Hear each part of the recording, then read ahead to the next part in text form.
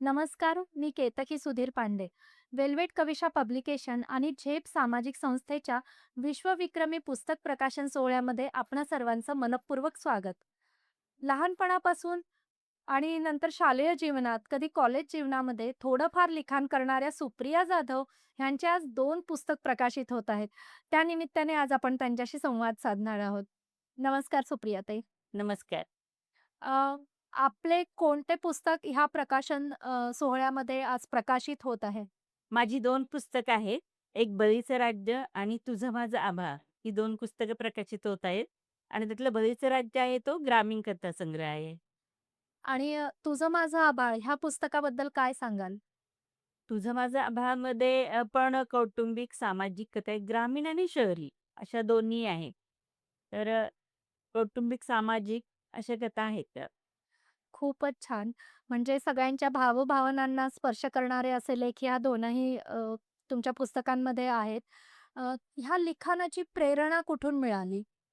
प्रेरणा मी लहान म्हणजे 7वीत शिकत होते, तेव्हा माझ्या वडिलांनी निबंध कसा लिहावा, वक्तृत्व स्पर्धेमध्ये भाग घेण्यासाठी प्रोत्साहित केलं आणि ते वाचन कसं तयार करावं आणि तिथेच माझा पाया रचला गेला. तिथूनच मला लिखाणाची आवड निर्माण झाली.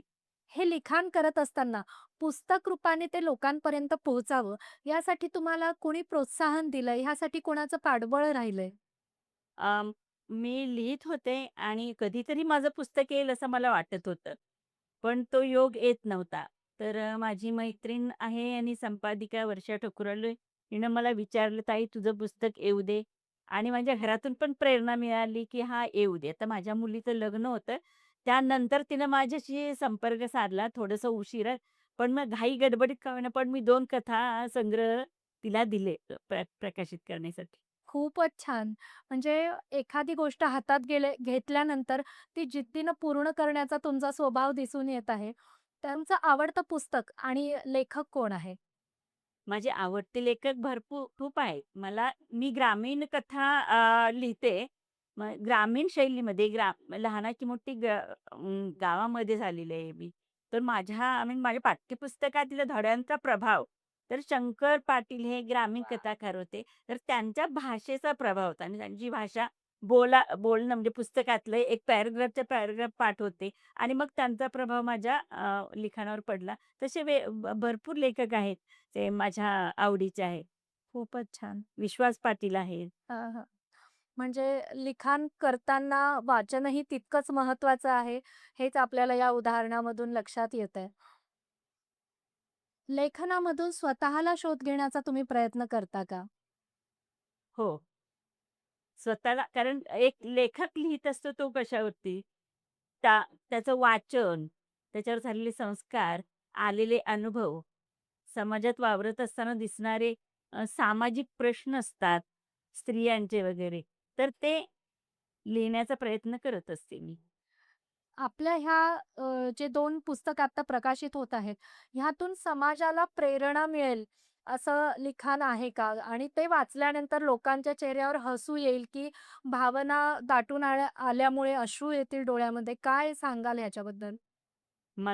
माझी दोन्ही पुस्तकामधल्या कथा कौटुंबिक, नातेसंबंधावर, सामाजिक अशा आहेत आणि शेतकऱ्यांच्या जीवनावरती आहे. आता बळीचं राज्य आहे ती जी बळीचं राज्य नावाची जी कथा आहे, ती अवकाळी पावसामुळे, लहरी वातावरणामुळे शेतकऱ्यांच्या आयुष्यामध्ये काय उलथापालथ होते आणि सगळं त्यांचं आयुष्य जर त्यांचं जीवनच त्याच्यावरती शेतीवरती अवलंबून आहे आणि जर नुकसान झालं तर त्याच्यावरती केवढा गंभीर परिणाम होतो त्यांच्यावरती आणि त्यातून त्यांची मुलगी, त्या शेतकऱ्याची जी मुलगी आहे, ती त्यांना कशी प्रेरणा देते, "बाबा आपण पुन्हा उभं राहू.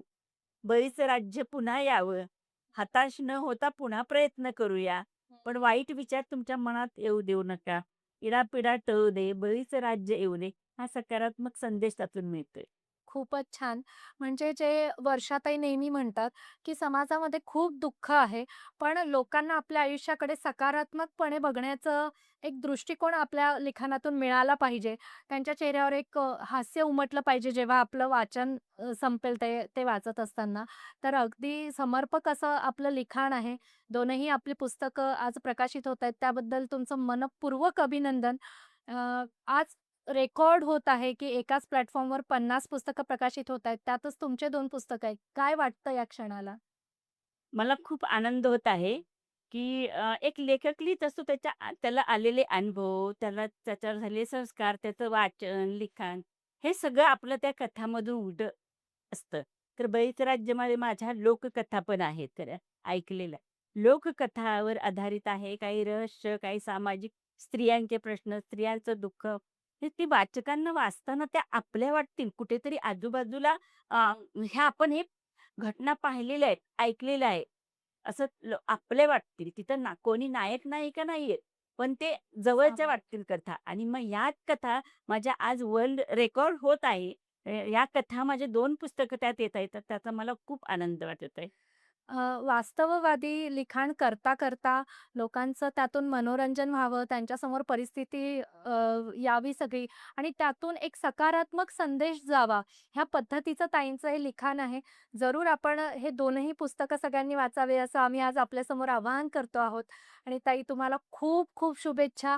असेच अनेक उपक्रम आपले घडत राहोत, आपले लिखाण लोकांपर्यंत पोहोचत राहो, यासाठी आपल्याला मनापासून शुभेच्छा. खूप खूप धन्यवाद. धन्यवाद. आज वेल्वेट कविशा पब्लिकेशन आणि झेप सामाजिक फाउंडेशन ह्यामार्फत आपल्या ताईंचा पुस्तकाचं प्रकाशन सोहळा होत आहे. ह्याबद्दल तुमच्या आज काय भावना आहेत? खूप छान वाटत आहे. मम्मी अगदी मी लहान असल्यापासूनच म्हणजे मी बघते तिला लिहिताना वगैरे आणि अ, आता तिच्या लिखाणाचं रूपांतर होत आहे पुस्तकात. तर हे खूप छान वाटत आहे. वेल्वेट कविशाने खूप मोठा प्लॅटफॉर्म दिला आहे सगळ्याच लेखिकांना अ, आपापले पुस्तकं पब्लिश करण्यासाठी. तर ऑल इन ऑल खूप छान वाटत आहे. खूप छान. वाचक ते लेखक त्यांचा प्रवास कसा होता? काय वाटतं एकूण तुम्हाला? तिचा हा जो प्रवास आहे तो तर खूपच मोठा प्रवास आहे. तिला पहिल्यापासूनच खूप वाचनाची खूप आवड होती आणि ती विविध माध्यमातून पहिल्यापासूनच खूप लिखाण करत आली आहे. परंतु आज प्रथमच तिने जेवढं काही लिखाण केलेलं आहे, ते एक पुस्तकाच्या माध्यमातून वाचकांपर्यंत येणार आहे.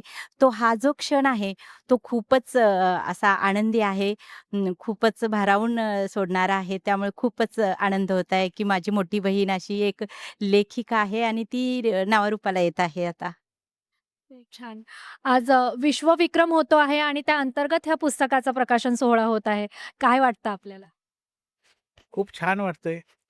कसं आहे, की एवढा मोठा म्हणजे 50 पुस्तकांचं ॲट अ टाईम प्रकाशन होतंय आणि त्याच्यामध्ये माझ्या सौभाग्यवतीची 2 पुस्तकं आहेत. खरोखर खूप आनंद होतोय. तिचं काय कंडिशन आहे, ती ना भरपूर लिहिते. भरपूर लिहिते म्हणजे कसं होतंय, की तिला असा वेळ मिळाला, की अशी आयडियल बसत नाही. तिचं काही ना काहीतरी लिखाण वगैरे चालू असेल. लिखाण असेल, कुठली एखादी कविता करेल, एखादी चारोळी करेल आणि तिला सामाजिक भान भरपूर आहे आणि असं वैशिष्ट्य आहे. आलं तर मुळात खेडेगावातून आलेलो आहोत. म्हणजे कसं आहे, आम्ही नोकरीनिमित्त मुंबईला आहोत. पण आमचं बालपण जे आहे ते खेडेगावात गेलेलं आहे. त्यामुळं खेडेगावातल्या लोकांशी बोलणं, चालणं, तिचा तसा लोकपरिचय चांगला आहे. म्हणजे लोकांची ना एकदम भावनिक लेव्हलला जाते आणि त्यांच्याकडून सगळ्या गोष्टी व्यवस्थित करून घेते. तिचं आता ह्या जे 21 कथा आहेत, समजा बळीच्या राज्यामधल्या 21 कथा आहेत. ह्या पूर्णच्या पूर्ण म्हणजे सत्य घटनेवर आधारित अशा आहेत. आणि दुसरी गोष्ट अशी की माझी आई किंवा माझी आजी किंवा शेजारच्या स्त्रिया ह्यांनी ज्या गोष्टी तिला सांगितल्या, त्या तिनं व्यवस्थित कथन केलं त्याच्यामध्ये आणि छान वाटतंय आणि ह्या न अ, क क क कथेसाठी आणि पुस्तकासाठी प्लस हे प क क वेल्वेट कविशा पब्लिकेशनसाठी माझ्याकडून खूप खूप शुभेच्छा आणि या मोठ्या समारंभासाठी अ, सौभाग्यवतीबरोबर आम्ही आलो. खूप बरं वाटलं, छान वाटलं. थँक अ, ताईंच्या पूर्ण कुटुंबाचं हे त्यांना प्रोत्साहन देण्याचं पद्धत बघून म्हणजे खरंच खूप छान वाटलं. सगळ्यांना अगदी अभिमान वाटतो आहे. सगळ्यांचे मनःपूर्वक धन्यवाद. अशाच अनेक उपक्रमांमध्ये पुन्हा भेटत राहूया. शुभेच्छा. Thank you.